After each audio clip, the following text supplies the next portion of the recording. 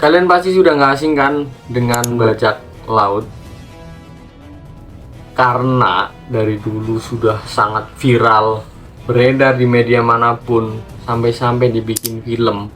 Nah, tapi kalian tahu nggak sih kalau Laut Asia itu pernah dirampok oleh segerombolan bajak laut sampai ribuan tahun lamanya. Nah, di video kali ini saya mau ngebahas perjalanan panjang para bajak laut dalam menguasai ombak di Asia. Oke, kita bahas di video berikut ini.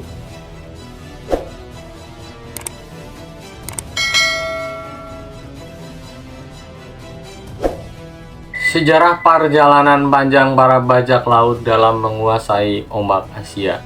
Bajak laut telah lama jadi bagian sejarah kekaisaran di Asia Timur. Mereka alami pertempuran sengit, seperti cerita One Piece yang tiada habisnya. Musim semi 1553 adalah masa sebagian besar wilayah pantai Asia yang dihantui teror mengerikan. Permukiman sepanjang pesisir dihantam serangan beruntun dari laut. Di bulan ketiga, bajak laut meluncurkan kampanye besar-besaran untuk menyerang pesisir Asia. Armada gabungan terdiri dari beberapa ratus kapal perang yang mengepung lautan. Catatan ini yang kemudian dilanjutkan dengan daftar-daftar kota yang menjadi sasaran para perampok. Bajak laut ini terdiri dari ribuan orang dengan armada kapal yang sangat besar. Rangkaian serangan berskala besar ini tidak melancarkan semenanjung Spanyol oleh Laut Karibia atau oleh kapal-kapal korsa berberi di Mediterania. Menurut Adam Kluklau sendiri, seorang profesor di Universitas Texas, Austin, catatan tersebut berasal dari Mingxi, sejarah dinasti Ming di Tiongkok. Ini menceritakan serangan yang dilakukan oleh apa yang disebut Wako atau bajak laut Jepang di bawah komando pemimpin mereka Wang Xi yang mengumpulkan armada besar untuk melakukan serangan di pantai. Kata Adam yang telah meneliti pembajakan dan perombakan di seluruh wilayah maritim Asia Timur. Pembajakan selalu menjadi fenomena global selama ribuan tahun. Bajak laut telah memangsa jalur pelayaran yang kaya dan pemukiman pesisir yang rentan. Senjatanya kurang lah ya, jadi bajak laut ini sangat senang kalau ya membajak di pesisir-pesisir yang rentan cuy. Meskipun bajak laut Eropa mendominasi imajinasi populer, Asia Timur terutama Tiongkok dan Jepang adalah salah satu pusat perampokan bersejarah. Menurut Adam lagi, perompakan di Asia Timur memiliki jangkauan yang sangat luas dengan kru yang terdiri dari beragam etnis. Mereka terkenal dengan pembajakan yang berskala besar. Sebesar mana ya guys ya? Oke, pada abad ke-16, armada bajak laut besar yang terdiri dari ratusan kapal mengobrak-abrik pesisir Tiongkok. Katanya, meskipun berpakaian seperti prajurit Jepang yang ganas, sebagian besar bajak laut sebenarnya adalah orang Tionghoa. Dan mereka dipimpin oleh pengusaha Tionghoa yang berbasis di Jepang. Jadi masih di Asia-Asia aja coy. Kemudian pada abad ke-17, Adam melanjutkan.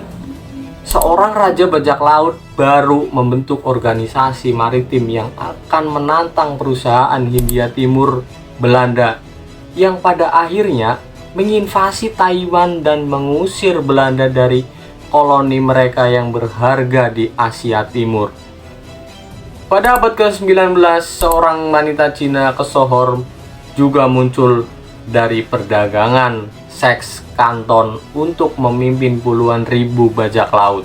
Pada puncaknya sendiri, Jingxi memimpin sekitar 1.800 kapal dan 70.000 perompak, menjadikannya bajak laut tersukses sepanjang masa. Para perompak ini masih berasal dari Asia saja, guys. Nggak dari luar benua, masih di Asia saja, cuy. Tapi kenapa dirompak? Kenapa dirampok?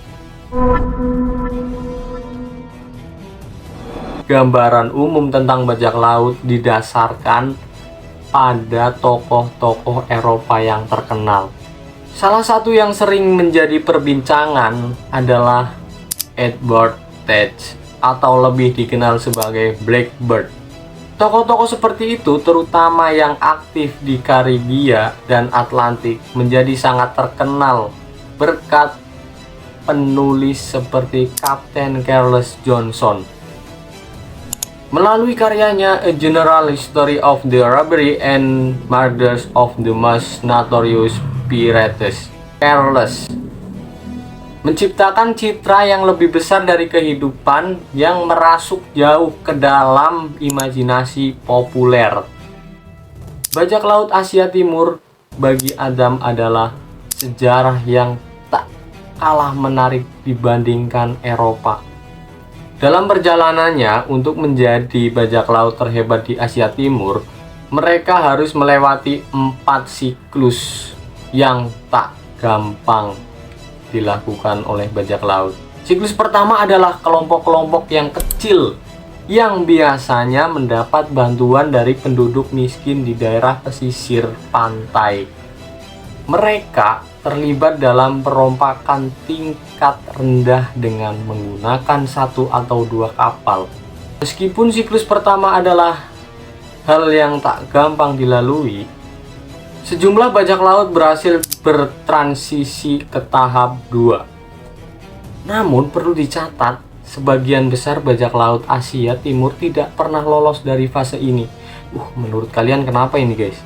Didorong oleh hasil jerahan, para pemimpin bajak laut mengumpulkan armada-armada kecil yang memungkinkan mereka untuk menyasar target yang lebih kaya.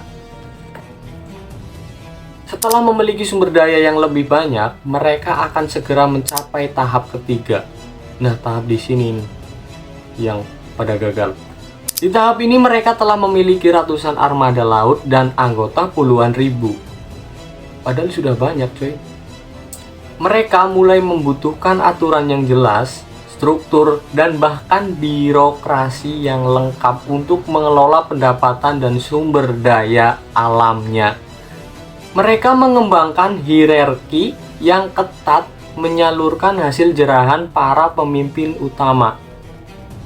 Nah, di sisi lain mereka juga harus memastikan kru tidak kelaparan dan bersenjatai dengan baik.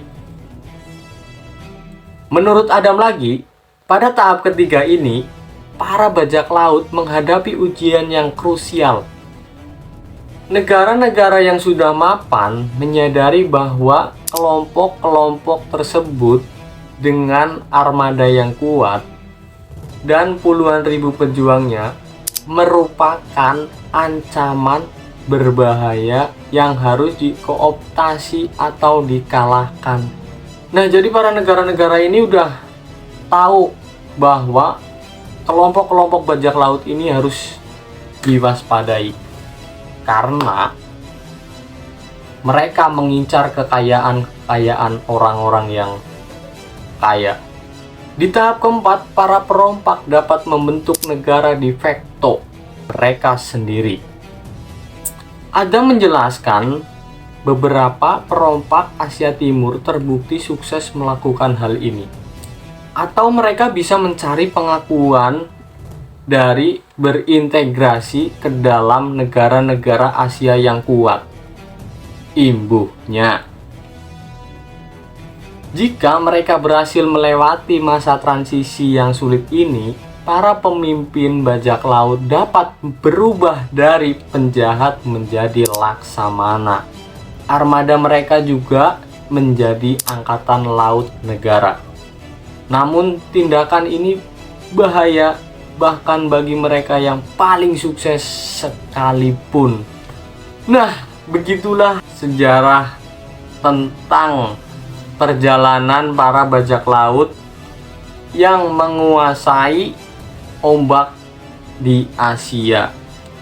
Jadi kalau ada kata-kata yang kurang pas atau penjelasannya kurang pas, komen di kolom komentar bawah ini biar saya evaluasi lagi cuy.